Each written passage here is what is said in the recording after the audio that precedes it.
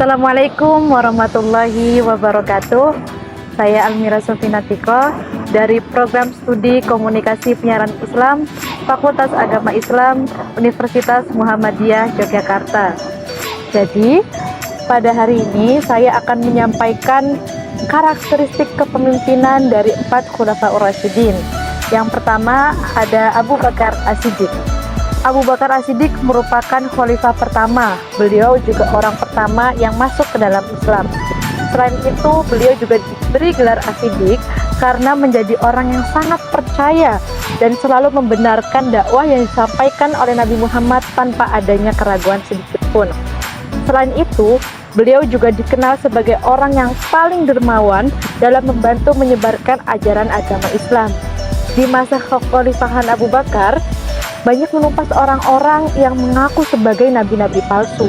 Kemudian, beliau juga berjasa dalam mengumpulkan ayat Al-Quran yang berserakan, serta beliau juga berjasa dalam pembentukan Baitul Mal. Yang kedua ada Khalifah Umar bin Khattab, merupakan khalifah kedua. Proses masuknya ke dalam Islam tentu tidak mudah, karena Khalifah Umar bin Khattab ini menjadi orang yang paling menentang ajaran agama Islam. Singkat cerita, beliau itu masuk ke dalam agama Islam karena beliau sebelumnya itu mendengar bahwa adik kandung beliau itu masuk Islam. Marahlah beliau. Kemudian beliau menyambangi ke kediaman adiknya yang saat itu sedang membaca surat Toha. Siapa sangka orang yang dulunya berkoar-koar ini yang membenci Islam luluh hatinya dan masuklah ke dalam Islam. Sifat keberanian inilah yang membuat Umar disebut Al-Faruq. Beliau juga berdakwah secara terang-terangan, berbeda dengan dakwanya Abu Bakar.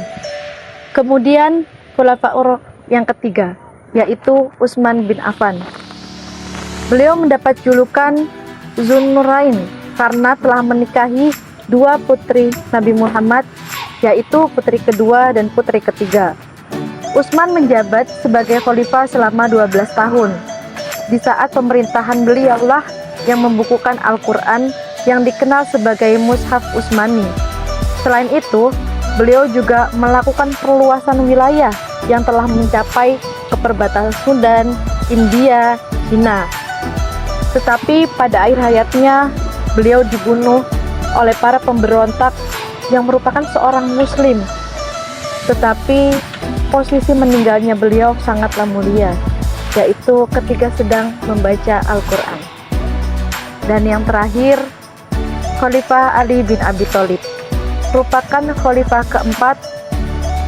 Pada saat pembaiatannya beliau ini terjadi di tengah situasi yang berkabung, yaitu karena meninggalnya Khalifah Utsman, dan belum diketahui siapakah dalang di balik pembunuhan.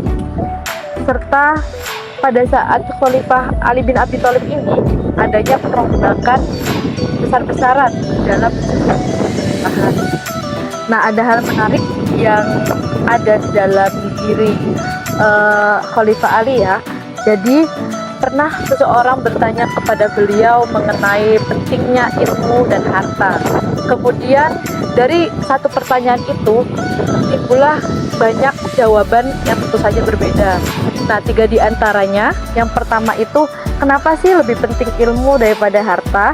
Karena ilmu itu merupakan warisan para nabi, sedangkan harta itu merupakan warisan Qarun atau Fir'aun. Yang kedua, ilmu itu menjaga sang pemiliknya, dan sedangkan harta adalah kita yang menjaganya. Jadi sangat berbeda sekali ilmu dengan harta. Kemudian yang ketiga, pemilik ilmu akan banyak temannya, banyak relasinya, sedangkan pemilik harta tentu akan banyak musuhnya. Nah, dari 3 jawaban yang tadi, tentunya lebih penting ilmu daripada harta. Tak heran jika sahabat Ali ini dijuluki sebagai Babul Ilmi atau pintunya ilmu. Sekian yang dapat saya sampaikan. Terima kasih. Assalamualaikum warahmatullahi wabarakatuh.